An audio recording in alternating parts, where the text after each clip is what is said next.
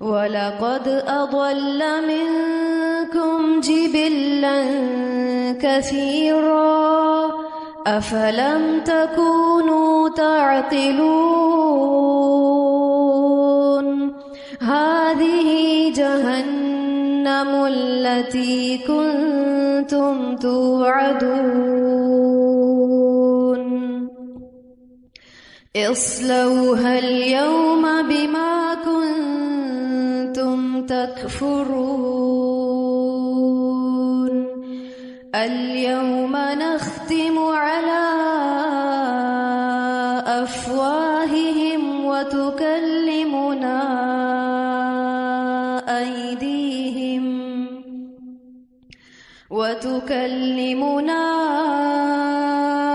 أَيْدِيهِمْ وَتَشْهَدُ أَرْجُلُهُم بِمَا كَانُوا يَكْسِبُونَ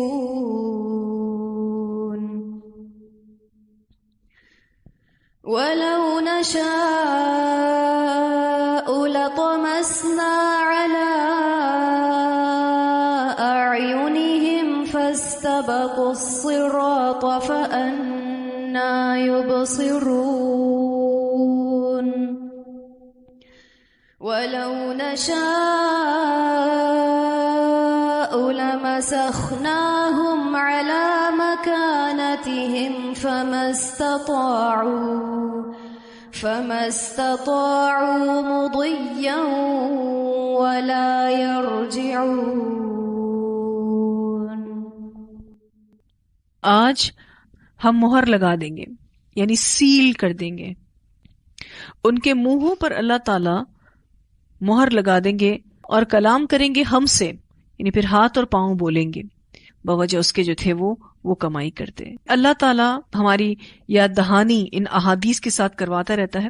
سیدنا ابو ہریرہ رضی اللہ عنہ بیان کرتے ہیں کہ صحابہ نے کہا، اے اللہ کے رسول، کیا قیامت کے دن ہم اپنے رب کو دیکھیں گے؟ آپ صلی اللہ علیہ وسلم نے فرمایا، کیا دوپہر کے وقت جب بادل بھی نہ ہوں تمہیں سورج دیکھنے میں کوئی دقت ہوتی ہے؟ صحابہ نے عرض کیا، نہیں.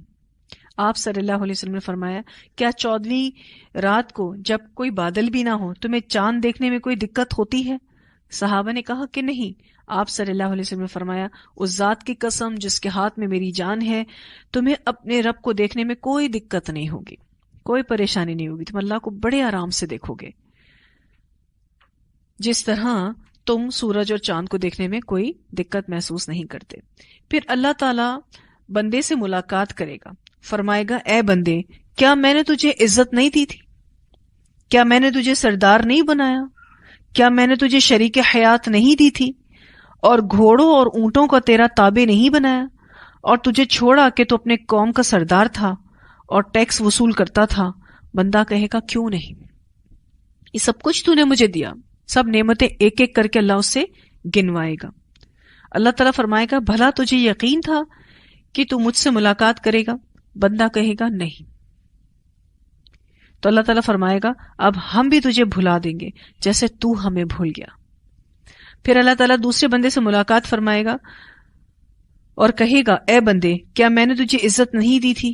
کیا تجھے سردار نہیں بنایا؟ کیا تجھے شریک حیات نہیں دی اور گھوڑوں اونٹوں کا تیرا تابع نہیں کر دیا؟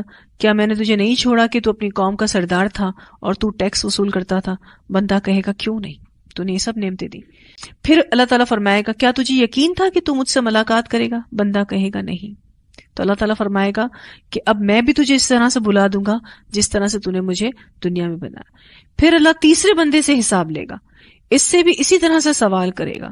بندہ کہے گا، اے میری رب، میں تجھ پر، تیری کتاب پر، تیرے رسولوں پر ایمان لایا تھا، میں نماز پڑھتا، روزے رکھتا اور صدقہ خیرات کرتا تھا. اور وہ اپنی اس طرح تعریف کرے گا جہاں تک اس سے ہو سکے گا. جواباً اللہ تعالیٰ فرمائے گا، دیکھ یہی تیرا جھوٹ کھل گیا. رسول اللہ صلی اللہ علیہ وسلم نے فرمایا، پھر کہا جائے گا، ہم تجھ پر جواب کھڑا کرتے ہیں، کیونکہ آپ اس سے پہلے جو 2 لوگ تھے نا جن کا حساب کتاب چل رہا تھا، اللہ نے ان کو اپنی نعمتیں گنائیں، اس نعمتوں کا اقرار کیا.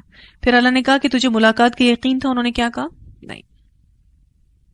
تو وہ ان کا انجام تو برا ہوگا. جو تیسرا بندہ تھا نا، یہ کہے گا میں تو یہ بھی کرتا تھا، میں تو وہ بھی کرتا تھا، تو اللہ تعالیٰ کہے گا تیرا جھوٹ ابھی یہیں کھل جائے گا.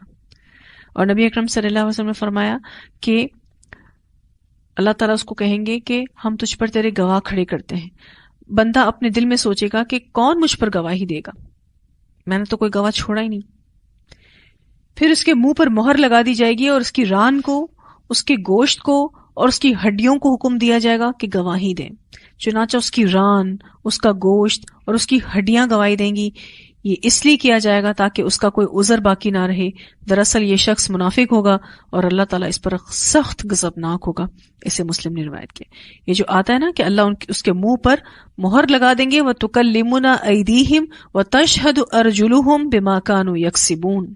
اس وقت انسان کہے گا کہ جس کی لذت کے لیے، ہاتھوں کی، پیروں کی اور جسم کی لذت کے لیے میں گناہ کرتا رہا، وہی اس کے خلاف گواہی بن جائے. آج اگر ہمیں کوئی غلط کام کرتے کوئی بھی نہیں دیکھ رہا نا، اگر کوئی بھی نہیں دیکھ رہا، تو ہمارا اپنا جسم بھی گواہ ہے. کہ میں سوچ رہی تھی یہ وہ چیزیں ہیں جس کے بارے میں انسان سوچ بھی نہیں سکتا کہ وہ چیزیں بولیں گی. یہ ران اور یہ گوشت اور یہ ہڈیاں اور یہ کیسے بولیں گی؟ لیکن جو اللہ مختلف مخلوقوں کو بولنے کی قدرت دے سکتا ہے تو پھر ان کو بھی دے سکتا ہے.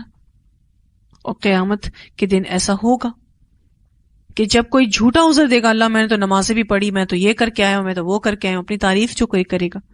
کیونکہ اللہ سبحانہ تعالیٰ اگر کوئی چیز کہہ رہے ہوں تو اس کے کہنے میں کوئی غلط بات نہیں ہے.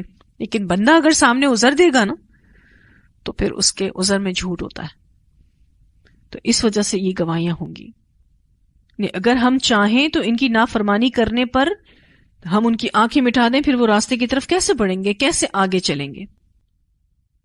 اللہ چاہے تو جو جہاں بیٹھ کے نافرمانی کر رہا ہو وہیں اللہ اس کو لقوہ مار دے، وہیں اللہ اس کے ہاتھوں کو اور پیروں کو اکڑا دے. اس کے لیے کیا مشکل ہے؟